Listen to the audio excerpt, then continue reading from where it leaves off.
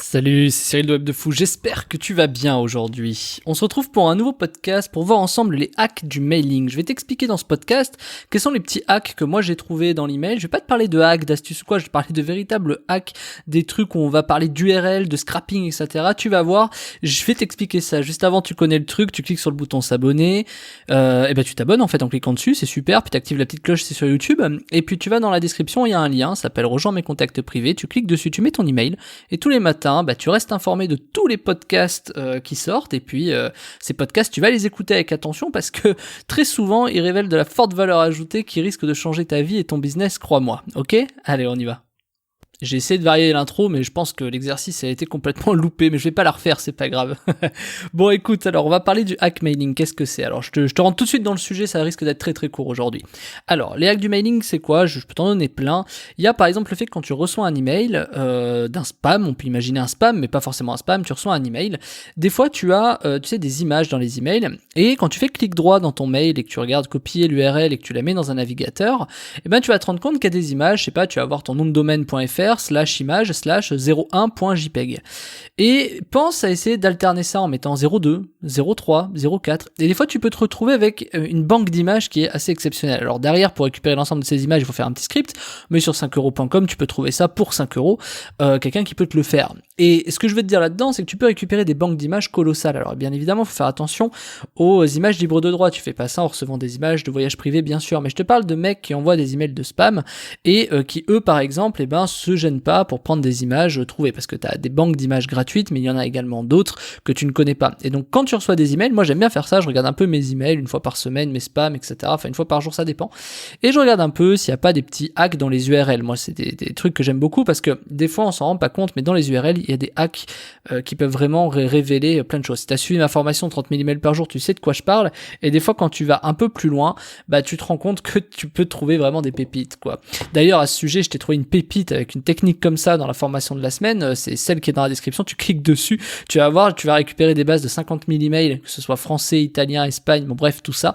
Et en plus, je t'apprends comment en faire de l'argent, etc. Mais passons, je te dirai ça à la fin.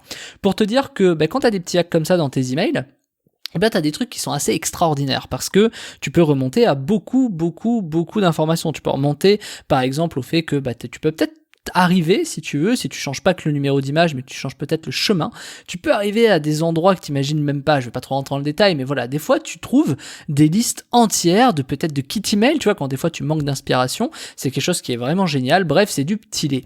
Et puis il y a plein d'informations que tu peux voir également dans un email que tu reçois. Si tu regardes les en-têtes, etc., sans rentrer dans le truc technique, tu peux savoir qui t'a envoyé un email. Et quelqu'un qui t'envoie un spam, je te le dis comme ça, réfléchis, c'est quelqu'un qui donc fait de l'argent avec du mailing et donc peut-être qu'il peut promouvoir ton produit.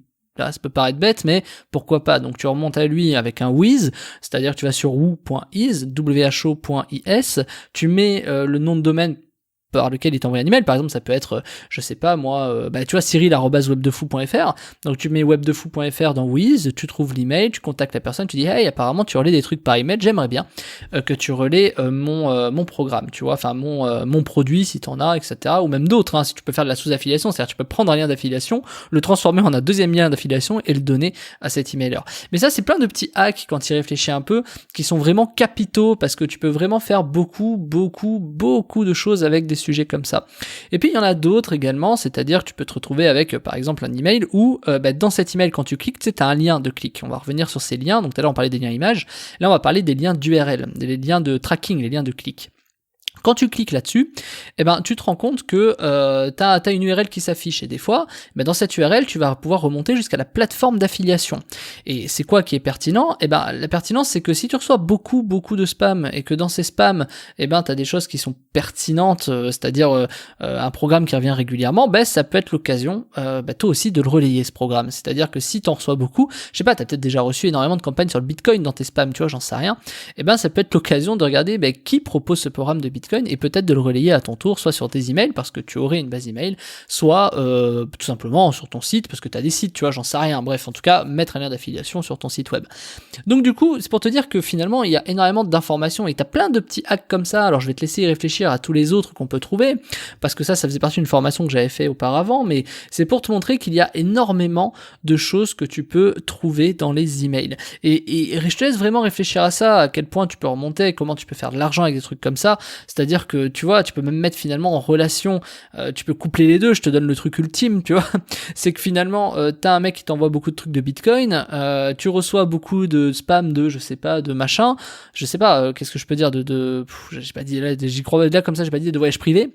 Et ben, tu te rends compte que tu peux contacter la personne qui t'a envoyé des bitcoins, enfin un programme sur les bitcoins, et tu lui fais relayer le programme voyage privé, et toi tu prends ta com au milieu, qui sera pas énorme, mais en tout cas, toi tu prendras de manière automatique et passive ce truc-là. Alors bien sûr, il faut quelques petites compétences quand même, tu vois, ça se fait pas aussi facilement, faut trouver des logiciels de tracking, faut savoir, en récupérant un lien d'affiliation, pouvoir recréer un lien d'affiliation derrière pour le relayer à la personne, mais je te laisse imaginer toutes les possibilités et toutes les suites que tu peux trouver à ça.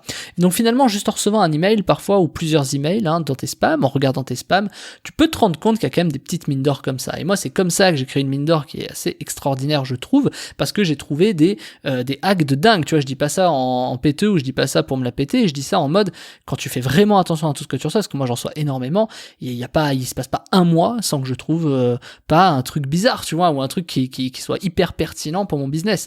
Et donc c'est là où c'est génial. Pourquoi ? Parce que les gens font tellement de choses en masse que des fois ils en oublient parfois la sécurité. Et donc, si tu veux commencer justement le mailing, ou que tu as déjà commencé le mailing, peu importe, et que tu te dis que tu aimerais commencer avec des bases solides, donc des bases email solides, et ensuite pouvoir aller sur des plateformes et faire de l'argent avec, je t'ai préparé un truc, je te montre quelques petits hacks comme ça, et je vais te révéler comment obtenir des emails et des dizaines de milliers d'emails dans la formation de la semaine. Je te laisse voir ça dans la description. Je t'avais dit que ce podcast allait être court. Je t'en dis pas plus, il y a des choses que je ne peux pas dire. Bien sûr, c'est un peu black hat, donc il faut pas avoir peur du black hat, il faut pas avoir peur de outrepasser les règles, mais en attendant, on reste dans la légalité, bien sûr. Donc, je te laisse voir dans la description le lien de la formation, tu cliques dessus et je te rejoins de l'autre côté. À tout de suite.